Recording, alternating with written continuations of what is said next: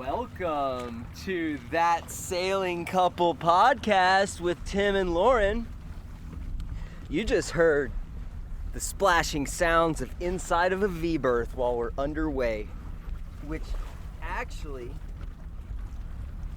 I do believe that this makes us the first Sailing Couple podcast to record an episode while we're underway. Have you heard another podcast recording underway? Let us know down in the comments below. So we are, I don't know, 4 or 5 hours into our Saturday afternoon sail on the San Francisco Bay. We're over 6 hours in. 6 hours? Yeah. I mean, the bridge is well behind us now. We are moving. I mean, we're going at least 5-6 knots right now. That's an estimation because we don't really have any equipment or anything else. Actually, our VHF is dead right now too, and all we have is our cell phones. We do have our cell phones. We do have plenty of battery. We do have lights too if it gets dark on us out here, so we're not totally irresponsible. It's also just a really nice light air day in San Francisco, so it feels more like San Diego today, where, I mean, the most wind we've had all day is probably right now, and it's like 6 or 7 knots, maybe 8 at the most. But we sailed all the way from Berkeley to Horseshoe Cove. We were going to pull in there and have lunch, and then we checked the time, and we realized the tide was kind of sucking out, and the wind was coming the opposite direction, and it was just kind of squirrely right there. We had 2 sails up. And we decided not to stop. So what we did was just headed towards Ghirardelli Square and the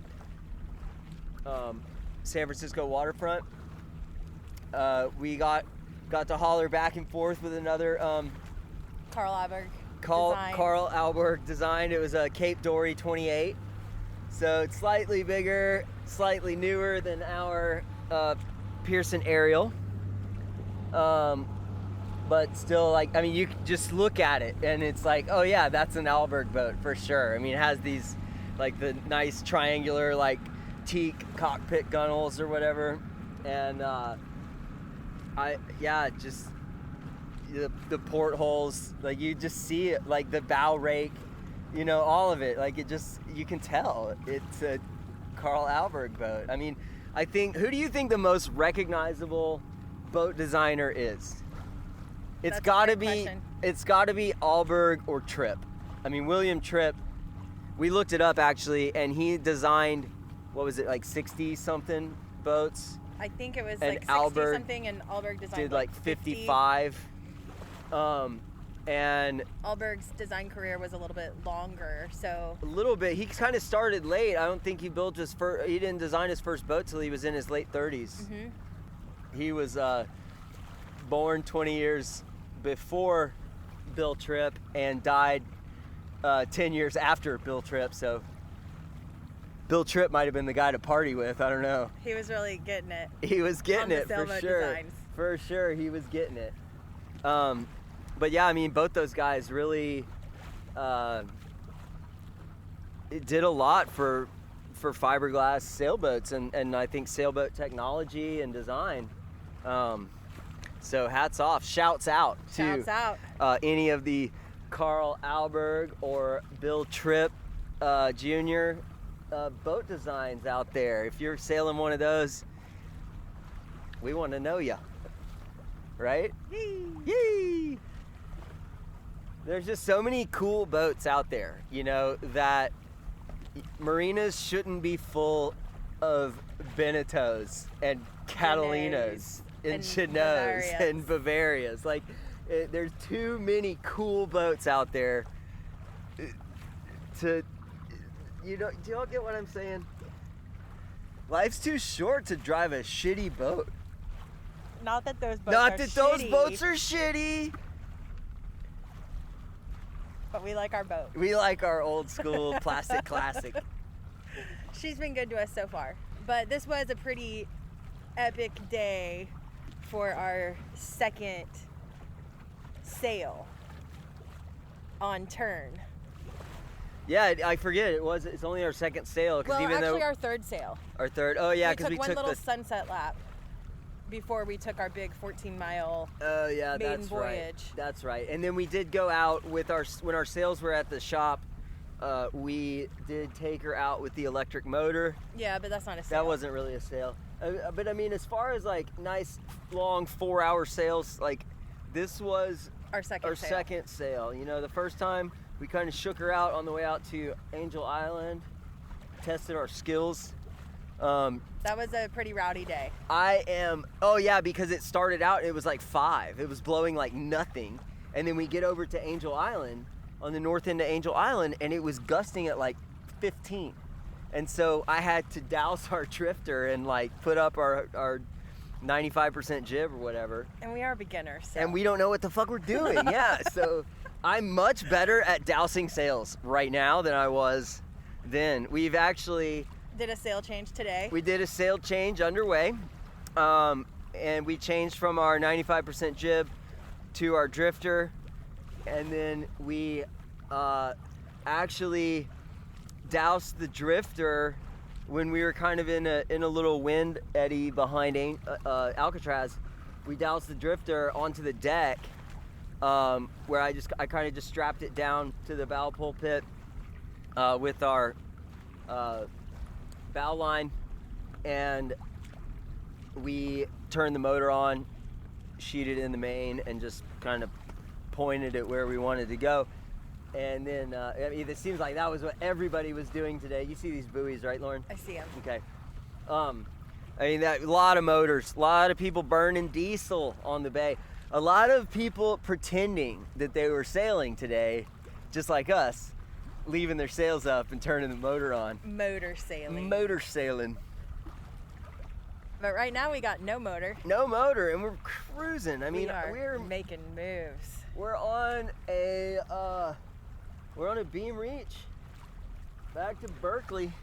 We don't have no navionics or nothing like that, but yeah, I my think trial membership expired. I think we did at least 20 miles today. Yeah, it was. I want to say we did a big lap all the way around Alcatraz, all the way to the bridge. Yeah, we went. We sailed all the way to the north end of the bridge. We then sailed the span of the bridge across to San Francisco, and then all the way over to the entrance. We were about a quarter mile outside of the entrance to the aquatic center. We can probably chart it out. Aquatic park. Yeah, we can. We can post it. We'll put it on our website. Yeah, I kind of figured, hey, we're out here. We got this little Zoom recorder with the stereo mics on top. This thing's really great. I would recommend it to anyone trying to produce content. You can hook it up to your camera. You can use it as an audio interface and a mixer. It has 6 channels for recording. You can record straight onto your computer or into a memory card. You can plug XLR mics into it. You could plug a Zoom. You could plug another 3.5-inch stereo mic into the top capsule here, and then there's some other attachments you can get to. So we just have like an XY stereo attachment that you're listening to us on right now, and then you can get like a shotgun attachment if you're using it more with a camera. But yeah, if you wanted to record like through your camera and use lavalier mics or anything like that, this would be a great tool for that. It fits in the palm of your hand. What a day, Lauren. It was an epic day. Yeah, we came across a yacht race this morning. Lots of boats. Between Richmond and we saw our Angel first Island. San Francisco Bay dolphins. Oh yeah, we saw some dolphins today. That was sick. They came real close to the boat. They did. They kind of like, there was 3 boats kind of like eddied out in the wind, and then we were coming up behind them in the last bit of our wind, and we saw what was happening to them, so we started to bear away. And then as I was watching them and just kind of seeing what they were doing and what was like happening to their boats, I was just scanning the horizon, and all of a sudden, right in the middle of all 3 of those boats, popped up 2 dolphins. and they were headed right for us. So we saw their dorsal fins about 3 or 4 times before they got to us. They went under our boat, and then we saw them come up one time in front of this yawl that we've seen out here all day. Really pretty boat. Big, old school, low freeboard, like long bow rake, high stern. Just a really beautiful classic boat. Yeah, there's a lot of really cool boats out here on the bay for sure. So we took our sails in for a little inspection and consultation over at Hogan Sails in Alameda, where the mainsail was made. Yeah, they built the mainsail on our boat was built there. It's a cool place because it's one of the last in-house sail makers anywhere, right? Yep. I mean, I think there's these guys in Alameda. You got Pineapple Sails in Sausalito. Yep. It builds a lot of the racing sails for the Bay Area. And both those shops, they have big plotting tables. They do all the cutting, all the sewing in-house.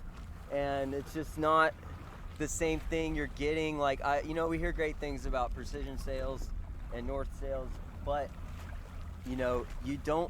we've also heard nightmares. I'm sure they do a great job. It's not old school. We're old school. I like the idea of one guy making my sail from start to finish in one building, and going to drop it off and going to pick it up, like in my car versus having it shipped across the globe. If you can. It feels good. We're very fortunate. So if you're in the Bay Area, I would highly recommend, if you want a sail made, go talk to Steve at Hogan Sails. Nick also was very helpful. We got a kick out of his business card because it says sales consultant.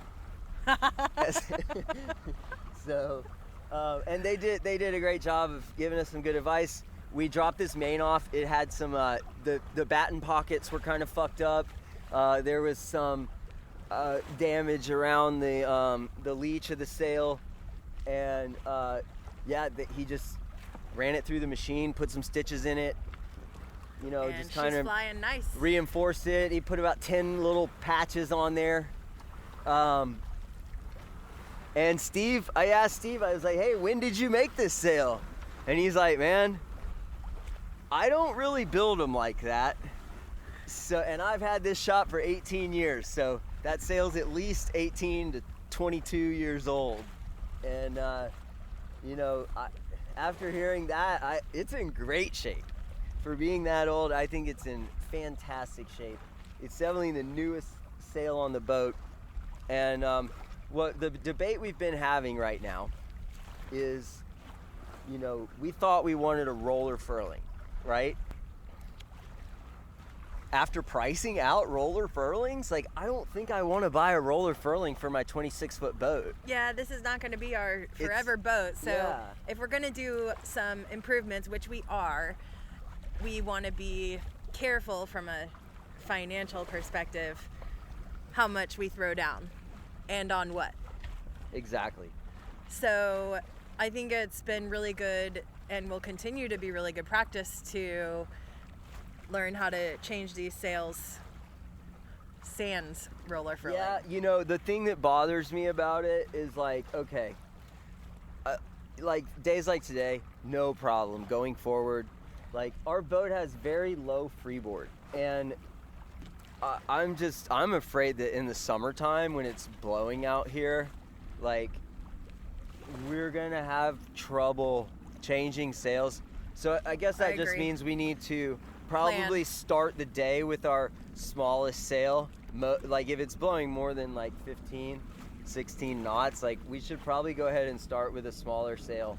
Because one of the things we've been learning so far is, just because it's blowing 10 knots in Berkeley doesn't mean it's blowing 10 knots all across the bay.